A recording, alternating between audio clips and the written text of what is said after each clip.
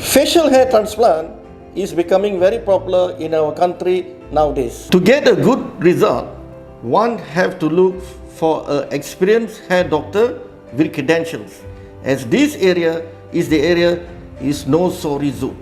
This is a story of 30 years old Chinese model who dreamed to have a complete beard look.